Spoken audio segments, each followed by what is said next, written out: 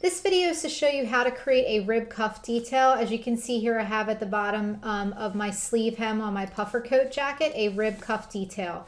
Rib fabric is just a very stretchy rib, and usually areas that are a little bit narrow, like a sleeve cuff or a bottom hem detail, that you want to get a cinched in look, but you want it to stretch over those wider areas like a hand or the bottom torso of a body. You would normally use rib fabric to do that. So normally we would cut a separate piece, separate fabric than the body would be, to actually sew in rib fabric into it. So here's our rib cuff shape.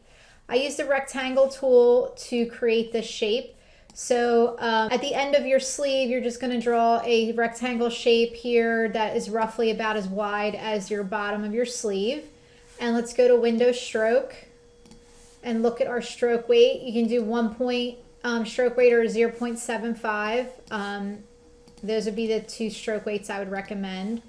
And then you're going to rotate that that rectangle that you just made, which is our cuff, and you're going to wait for the double bendy arrows to show themselves. Rotate it and bring it and line it up. You can even stretch it out if it's not as wide as you need it to be, and stretch it out in the area that you know is the bottom of your sleeve or bottom of your bottom hem detail, wherever you're putting rib details.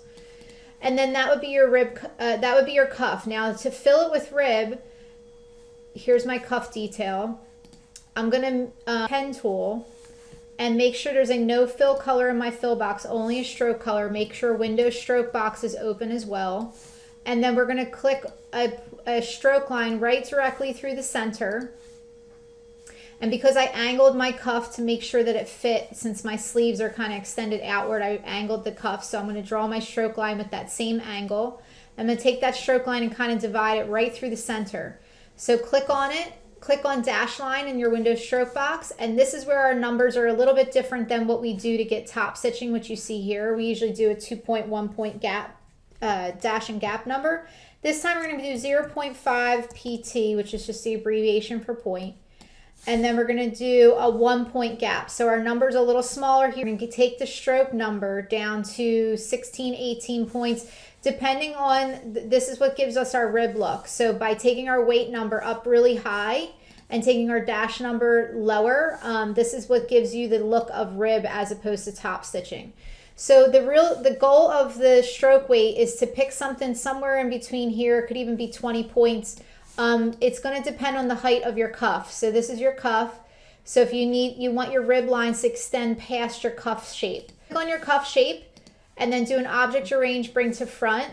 Make sure to fill the cuff shape with white. So fill it with white, and then it's really important that your cuff shape is on top of your rib. So that's really important for the next step that we're about to do, which is a clipping mask. So then after that, you take your black arrow, hover over both shapes, the cuff shape and the rib, and you do an object clipping mask make.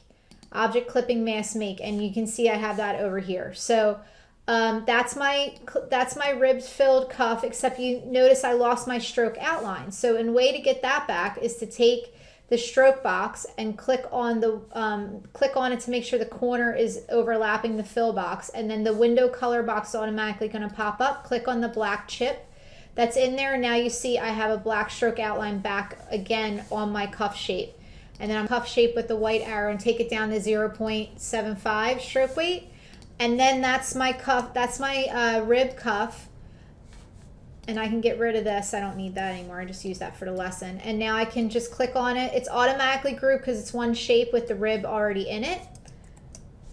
And then just copy and paste it, object transform, reflect it, and bring it to the other side. And you can see mine.